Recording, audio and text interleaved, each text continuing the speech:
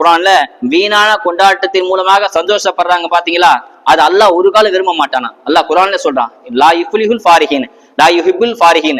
எந்த வீணான கொண்டாட்டம், ஏதாவது ஒரு பர்த்டே ஃபங்க்ஷன், ஏதாவது ஒண்ணு நல்லது கெட்டதுக்கு கொண்டாடுறாங்க பாத்தீங்க, இரவு ஃபுல்லா கூத்தடிச்சு குமாரச்சு கொண்டாடுறாங்க பாத்தீங்களா, அதை அல்லாஹ் ஒரு காலம் விரும்ப மாட்டான். அல்லாஹ் வெறுக்கிறான் என்பதாக குர்ஆன்ல சொல்றான்.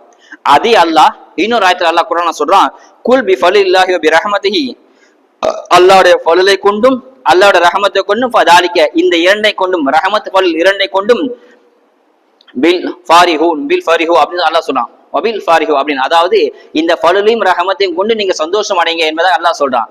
அல்லாஹ் சந்தோஷப்பட வேணாம், கொண்டாடுறதுக்கு அனுமதி இல்லைன்னு சொல்லிட்டு என்ன அல்லாஹ் சொல்றான், அல்லாஹ்வுடைய ஃபலலையும் ரஹமத்தை கொண்டு நீங்க சந்தோஷம் பெற்றுக் கொள்ளுங்கள் என்பதாக அல்லாஹ் சொல்றான்.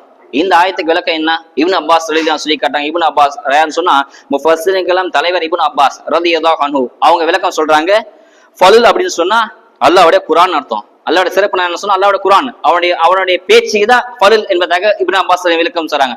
இந்த குர்ஆனை கொண்டு நீங்க சந்தோஷம் பெற்றுங்க. குர்ஆன் பார்த்தால நன்மை, ஓதனால நன்மை, குர்ஆன் எழுதினால நன்மை, வாய்க்கிற ஓதிக்கிட்டே இருந்த நன்மை, தூங்கும் போது ஓதனா நன்மை, விளையாடும் போது, தூங்கும் போது, சாப்பிடும் போது, இப்படி குர்ஆன் ஆயத்தை எங்கெல்லாம் ஓதுறீங்களோ இல்ல ஓதுறதை கேட்கறீங்களோ, அந்த குர்ஆன் ஓதுறதுக்கா சஜ்ஜிதா செய்றீங்களோ, குர்ஆனை சுமந்துட்டு போறீங்களோ, இப்படி குர்ஆன் ஃபுல்லா முழுக்க நன்மை அப்படின்னு இப்னு அப்பாஸ் சொல்றான். அதுதான் ஃபலுல் என்பதை அல்லாஹ் சொல்றான். அப்படின்னு இன்னொன்னு அல்லாஹ் சொல்ற ஃபலிலில்லாஹி வ பி ரஹ்மத்திஹி, அவன் ரஹமத்துன்னு சொல்றான். அதுக்கு என்ன அர்த்தம் சொன்னா இப்னு அப்பாஸ் சொல்ல காட்டுறாங்க, அதுதான் ரஹ்மத்துல் லில் ஆலமீன், அகில உலகத்துக்கும் ரஹமத் ஸல்லல்லாஹு அலைஹி வஸல்லம், அவங்கள கொண்டும் நீங்க சந்தோஷப்பட்டுங்க என்பதை அல்லாஹ் சொல்றான்.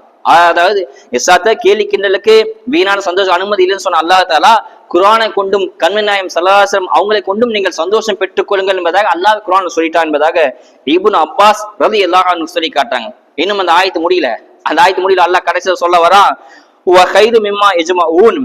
இது எப்படி தெரியுமா, இந்த குர்ஆனும் ஸல்லல்லாஹு அலைஹி வஸல்லம் எப்படி தெரியுமா, நீங்கள் உங்கள் பொருளாதாரத்தை வச்சு சந்தோஷப்படுறீங்க இல்லையா, அல்லாஹ் எனக்கு காரு கொடுத்தான், பங்களா கொடுத்தான், அழகிய மனைவி கொடுத்தான், அன்பான குழந்தைகள் கொடுத்தான், வீடு கொடுத்தான், சொத்து கொடுத்தான், நகையை கொடுத்தான், அப்படி கொடுத்தான், இப்படி கொடுத்தான்னு சொல்லி நீங்க பொருளாதாரத்தை வச்சு சந்தோஷப்படுறீங்க இல்லையா, இது எல்லாத்தையும் விட குர்ஆனும் கண்மணி ஸல்லல்லாஹு அலைஹி வஸல்லம் தான் உண்மையான சந்தோஷம் என்பதாக அல்லாஹ் சொல்லி காட்டுறான். ஆக அப்படிப்பட்ட ஒரு அந்த மகான் ஸல்லல்லாஹு அலைஹி வஸல்லம் பிறந்த மாதம் தான் இந்த ரபீஉல் அவ்வல் மாதம்.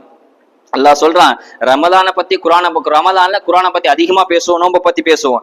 இந்த ஒரு மாசம் ரபீஉல் அவ்வல் கூடுதலாக ஸல்லல்லாஹு அலைஹி வஸல்லம் பத்தி அதிகமாக பேசக்கூடிய மாதம் தான் இந்த. ஏன்னா சாதாரணமான ஒரு தலைவர் கிடையாது ஸல்லல்லாஹு அலைஹி வஸல்லம். சும்மா ஒரு ஜும்மால, ஒரு வாரத்துல, ஒரு மாசத்துல பேசக்கூடிய தலைவர் ஸல்லல்லாஹு அலைஹி வஸல்லம் கிடையாது.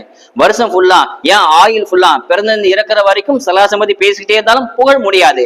பிறந்த குழந்தைக்கு முதல்ல என்ன பண்றாங்க, காதுல பாங்கு சொல்றாங்க, காமத் சொல்றாங்க, அதுல அஷ்ஹது அல்லா இலாஹ இல்லல்லாஹ் வ அஷ்ஹது அன்ன முஹம்மதன் அப்துஹு வ அஷ்ஹது அன்ன முஹம்மது ரசூலுல்லாஹ், அங்கேயும் ஸல்லல்லாஹு அலைஹி வஸல்லம் பேருதான். ஒவ்வொரு